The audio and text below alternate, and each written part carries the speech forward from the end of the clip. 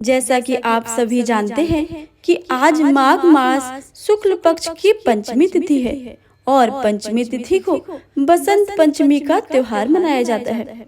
बसंत पंचमी के दिन माता सरस्वती की पूजा अर्चना की जाती है। माता सरस्वती ज्ञान और विद्या के भंडार की देवी हैं। तो आज आप सभी श्रवण करेंगे बसंत पंचमी के पावन पर्व पर बसंत पंचमी और माता सरस्वती की कथा। तो आप सभी से अनुरोध है कि इस कथा को भक्ति भाव से और प्रसन्न मन चित्त से पूरा अवश्य सुने और कमेंट बॉक्स में सरस्वती माता की जय लिखना बिल्कुल भी मत भूलिएगा। आइए प्रेम से सुनते हैं सरस्वती माता की बसंत पंचमी की कथा। तो प्रेम से बोलिए सरस्वती माता की जय। हिंदू पंचांग के अनुसार इस साल माघ के शुक्ल पक्ष की पंचमी तिथि की शुरुआत 2 फरवरी को सुबह 9:14 पर होगी। वहीं इसका समापन 3 फरवरी को सुबह 6:52 पर होगी। उदया तिथि के पड़ने के अनुसार बसंत पंचमी 2 फरवरी को मनाई जाएगी। बसंत पंचमी पर माँ सरस्वती के पूजा का शुभ मुहूर्त 2 फरवरी की सुबह 7:09 से लेकर दोपहर 12:35 तक रहेगा। इस दिन पूजा के लिए सिर्फ आपको 5 घंटे 26 मिनट का समय लगेगा। माता सरस्वती को बेसन के लड्डू, केसर रबड़ी, पीले चावल, बूंदी या बूंदी के लड्डू का भोग लगाएं।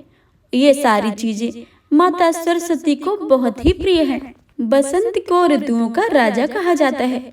इस ऋतु में मौसम खूबसूरत हो जाता है। फूल, पत्ते, आकाश, धरती सब पर बहार आ जाती है। सारे पुराने पत्ते झड़ जाते हैं और नए फूल आने लगते हैं। प्रकृति के इस अनोखे दृश्य को देखकर हर व्यक्ति का मन मोह जाता है। मौसम के इस सुहावने मौके को उत्सव की तरह मनाया जाता है। बसंत पंचमी को श्री पंचमी और ज्ञान पंचमी भी कहते हैं। बसंत पंचमी अत्यंत आनंदमय पर्व है। साधकों के लिए यह पर्व अत्यंत महत्वपूर्ण है। आध्यात्म में रुचि रखने वाले इस दिन माता सरस्वती को प्रसन्न करने के लिए प्रतीक्षा सिद्ध करने के लिए करते हैं। माता सरस्वती ज्ञान की देवी हैं और ज्ञान ही एक व्यक्ति के लिए आवश्यक है, चाहे किसी भी उम्र का हो। क्यों नहीं ऐसी शक्ति है जिसके बलबूते पर व्यक्ति समस्त कठिनाइयों को पार करता हुआ सफलता के उस शिखर को छूता है। माता सरस्वती माँ शारदा देवी बुद्धि और ज्ञान की अधिष्ठात्री देवी हैं। देवी सरस्वती विद्या, हंस वाहिनी, श्वेत वस्त्र, 4 भुजाओं धारणी और वीणा वादनी है। संगीत और अन्य ललिताओं की अधिष्ठात्री देवी सरस्वती ही है। शुद्धता, पवित्रता, मनोयोग पूर्वक निर्मल मन से उपासना का पूर्ण फल प्रदान करती हैं। विद्या, बुद्धि और नाना प्रकार के कलाओं में सफल हैं तथा मनुष्यों की सभी अभिलाषाएं पूर्ण करती हैं। वैसे तो माँ सरस्वती की उत्पत्ति को लेकर बहुत सी पौराणिक कथाएं सुनने में आती हैं। उनमें से कुछ कथा इस प्रकार हैं। तो बसंत पंचमी की प्रथम कथा के अनुसार भगवान विष्णु की आज्ञा से प्रजापति ब्रह्मा जी सृष्टि की रचना करके इस संसार में देखते हैं तो चारों ओर उन्हें सुनसान निर्जन ही दिखाई देता था। उदासी से सारा वातावरण भूख सा लग रहा था, जैसे किसी की वाणी ना हो। यह देखकर ब्रह्मा जी ने उदासी और मलिनता को दूर करने के लिए अपने कमंडल से जल छिड़का।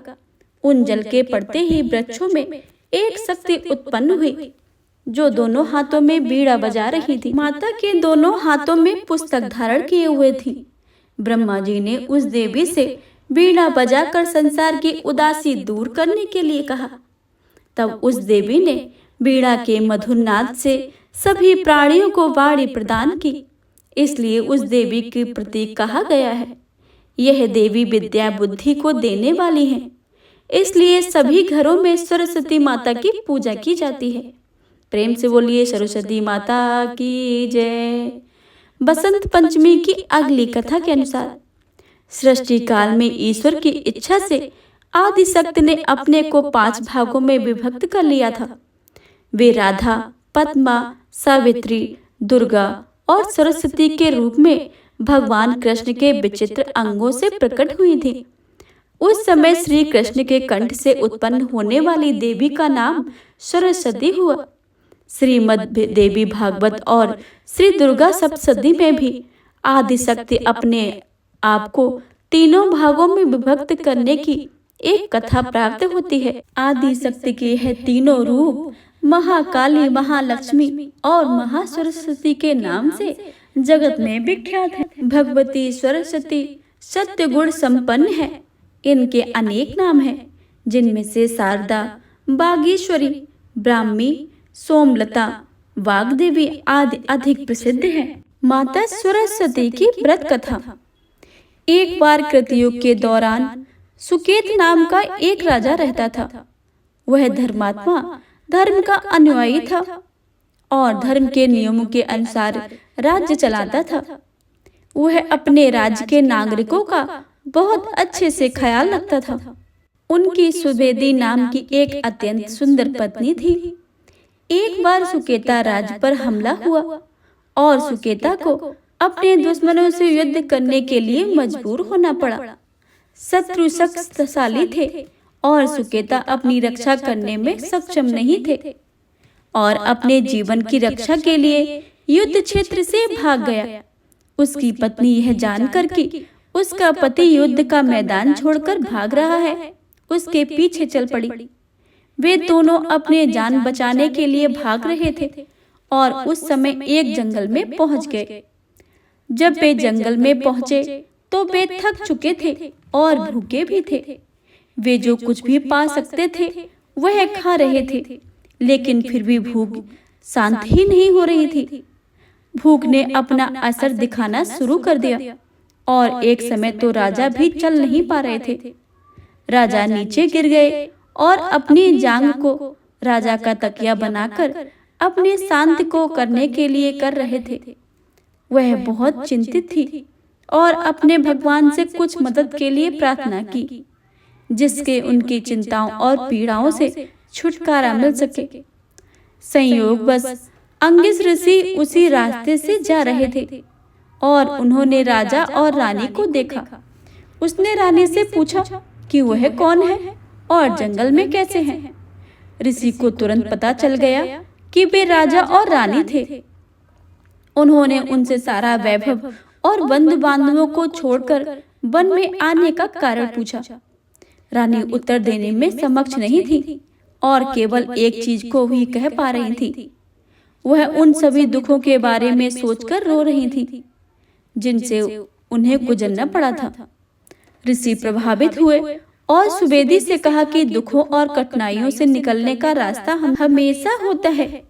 यदि वह उसे बता सकती हैं कि उनकी समस्या क्या है, तो उसने आश्वासन दिया है कि वह एक सलाह दे सकेंगे जो अपने दुर्भाग्य से उबरने में मदद करेगी। रानी ने अपने पति को युद्ध से धकेले जाने और कैसे मैं अपनी जान बचाकर भागे, इसकी पूरी कहानी सुनाई। ऋषि ने कहानी ध्यान से सुनी और कुछ देर सोचा। तब उन्होंने रानी को बताया कि पंचवटी तालाब के पास दुर्गा क्षेत्र नाम एक स्थान है। उन्होंने रानी को पूरी श्रद्धा से देवी की पूजा करने की सलाह दी। रानी अपने पति को ले गई और ऋषि के पीछे चली गई। उन्होंने उन्हें दुर्गा क्षेत्र का रास्ता दिखाया। ऋषि ने राजा और रानी को पवित्र तालाब में स्नान करने के लिए कहा। राजा और रानी स्नान करके लौट आए। ऋषि ने उनसे देवी दुर्गा सरस्वती की पूजा कराई। उन्होंने षोडशाचार उपचार से पूजा विधि करवाई, जिससे 16 विभिन्न प्रकार की पूजा या सेवा करके देवी को प्रसन्न किया जाता है। यह पूजा 9 दिनों तक की जाती है। 10वें दिन एक बलिदान या होम किया गया और ऋषि अंगिरसा के निर्देशानुसार राजा और रानी द्वारा 10 प्रकार के दान किए गए। इस प्रकार पूरा व्रत हुआ। दंपति कुछ समय तक ऋषि अंगिरस के आश्रम में ही खुशी पूर्वक रहे। देवी की आशीर्वाद से उन्हें पुत्र रत्न की प्राप्ति हुई। बेटे का नाम उन्होंने सूर्य प्रताप रखा। बेटा आश्रम में बड़ा हुआ और युद्ध कौशल सहित सभी प्रकार की शिक्षाएं सीखी। वह बड़ा होकर एक महान तलवारबाज बना। उसे कोई डर नहीं था। लड़का एक युवा योद्धा बन गया और अंगिरसा ऋषि के आशीर्वाद से उन दुश्मनों पर हमला कर दिया जो अब उनके पिता के राज पर शासन कर रहे थे। उसने युद्ध में सभी शत्रुओं को परास्त कर दिया और अपने पिता के राज पर कब्जा कर लिया। वह आश्रम लौटा और ऋषि के आशीर्वाद से अपने माता पिता को वापस अपने राज्य में ले गए। उस दिन के बाद से सुबेदी हर साल यह व्रत करती थी और हमेशा सुखी रहती थी। प्रेम से बोलिए सरस्वती माता की जय।